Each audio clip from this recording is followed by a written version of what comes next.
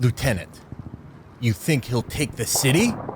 Intercut, Coriolanus on Harley, with Aufidius. All yield to him, the press, Whitey, the color aristocrats of his own set. Only the trash is weak, and I think he'll view them as birds do fish and take them as his due. He served the hood, but lost it. Close on, Coriolanus, riding hell-bent into the wind. Aufidius off screen. Whether from bad choice, pride, or the inability to move from war to peace, it made him feared and hated by the media. That was a reenactment from Steve Bannon's screenplay, The Thing I Am, a hip-hop musical that transposes Shakespeare's Coriolanus onto the 1992 LA riots. Shockingly, this was not a right-wing take on Hamilton, but a screenplay that Bannon wrote in the 1990s. If you thought Jake Tapper's Iraq War-era minstrel show Gangbanging in Media Land was bad, well, it still is. But think of this as a necessary prequel to that seminal work. This shit is really funny, so let's reenact another line. Agrippa crosses to Brutus and grabs his crotch. Agrippa. Hey, motherfucker, you. What you think, you? As the great dick of this assembly. Brutus. Did you call me a... Agrippa. A dick. Brutus. You motherfucker. Agrippa grabs Brutus's crotch a second time. Opening scene from Steve Bannon's unsold 1990s screenplay for a hip-hop musical, The Thing I Am. The Great Bannon Myth is one of the great liberal origin stories of the Trump years. A social media mastermind that harnessed internet trolls into electing Donald Trump. It's a bad story for a lot of reasons, and one of them is that it gives the man himself far too much credit. Bannon is not an Alesque genius attack dog, and he's definitely not a Paul Weyrich for the information age. He's just a very common type in the conservative media sphere, the failed creative. Bannon had tried and failed to break into Hollywood, the same story as Jeremy Boring, Chris Rufo, and so many other resentful mediocrities who mistook their lack of talent for Hewitt-esque persecution. This burning resentment and reflexive contrarianism would be the light that led the American right through the darkness of Obama's second term, a paradoxical time when conservatism was clearly on the rise, yet seemed less dominant than ever. Of course, to get there in the first place, President Obama needed to win a second term. Stopping such a thing from happening had become the ultimate mission of the Obama-era right ever since he was inaugurated, and as the 2012 election came into view, they began to believe that his defeat had become all but a given. This was, of course, for obvious reasons. The sluggish economic recovery, Obama's flagging personal popularity, and their historic success in 2010. But it wasn't just that. An important thing to understand about how conservatives understood Obama during his first term is that they were never, ever willing to admit that he ever truly appealed to people. All of his successes had to be the result of public relations trickery and the media putting its thumb on the scale. To admit anything otherwise would be to say that America was fundamentally anything other than a center-right country.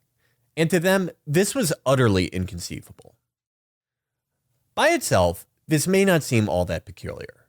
Everyone, no matter what ideology they have, wants to believe that their beliefs are popular and capable of appealing to people.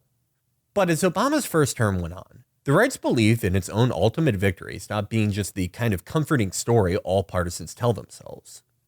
It became an unbreakable article of faith, one that served as the prism through which they understood almost everything about America, from its origins to its present. It was evident in how their new Tea Party movement connected itself to the country's founding myth through its very name. It was evident in the internet-driven birther movement, which refused to accept that someone like Obama could even be American at all. And it was evident in the 2012 presidential primaries, where the Overton window made its biggest shift to the right in generations. While the Mavericks nomination in 2008 was the Rhino movement's biggest success since the USS Liberty incident, his ascendancy would end up coming at the worst possible time. Instead of dictating the direction and the tone of the party, they ended up on the hook for a generational rout. Any attempts at pointing out how McCain actually led the race before the start of the financial crisis would be crushed by the right's simple, comforting narrative that America rejected him because he was too moderate. Their autopsy of Bush Jr.'s failures would be identical. To them, all his failures could be explained by the fact that his reckless deficit spending and support for immigration reform broke from true conservatism. So, when the 2012 Republican primaries took shape, they would be defined by the right's confidence in ultimate victory. Leading the field from the very beginning was former Massachusetts governor and 2008 runner-up Mitt Romney, a man who is now incorrectly typecast as a lifelong rhino, but was at the time solidly on the party's right. We mentioned back in episode 2 that he managed to secure Paul Weyrich's deathbed endorsement in his bid against McCain in 2008. But even that very big nod only just scratched the surface of how much far-right support he had that year. Once the rest of the field fell out of frame and the race was reduced to a two-man contest between the worst A-4 Skyhawk pilot in the entire Navy and the only true son of Kolob in American politics, Rush Limbaugh and the rest of conservative talk radio's heavy hitters threw their support behind Romney. Leading right-wing elected officials, from former Pennsylvania Senator Rick Santorum to the then-sitting fascist sheriff Joe Arpaio, would lend their support to him too. Of course, much of this support was highly qualified. Jonah Goldberg, for instance, channeled Sean McElwee in the pages of National Review and made the hilariously contorted argument that Romney would actually be better for social conservatives than Bush because his past flip-flops would force him to, quote-unquote, prove himself while in office. Most others confronted with his record, which included claims to be both pro-choice and supportive of, quote-unquote, full equality for gays and lesbians during his various campaigns in Massachusetts, were forced to make similar hedges. At the same time, though, some of the right's biggest gatekeepers found themselves willing to totally look past Romney's background and give the former governor a full-throated endorsement for 2008. Rush, for example, didn't advertise Mitt as just the lesser evil relative to Comrade McLean. He described him as a candidate on our side who does embody all three legs of the conservative stool, those being foreign policy, fiscal conservatism, and yes, social conservatism. Others, like Joe Arpaio, went even further. For his part, America's toughest sheriff threw himself so far into the Romney campaign that he was named its Arizona campaign chair. While these efforts would fail to secure him victory in 2008, they would be the entire reason why Romney would end up with the second-place finish that set him up as 2012's early frontrunner. This was a major win for right-wing media, and it would only become more extensive with time. Once the primaries began, none of the members of the party's center who could have credibly attempted such a bid would even try.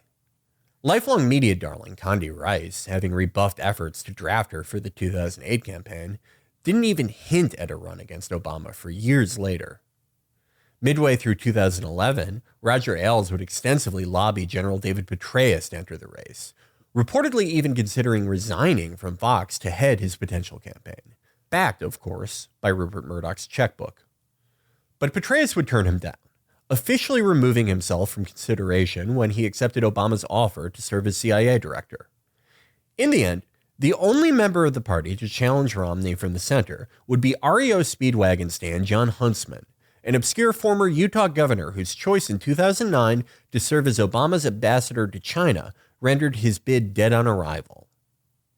As such, the ultimate ideological outcome of the 2012 primaries was decided very early on.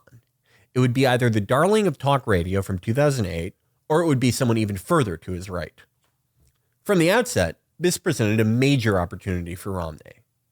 By now, the establishment was solidly on his side. So, if he could manage to get the media figures who were on his side 4 years prior to stay in his corner, he would be untouchable, the presumptive nominee before a single vote had been cast.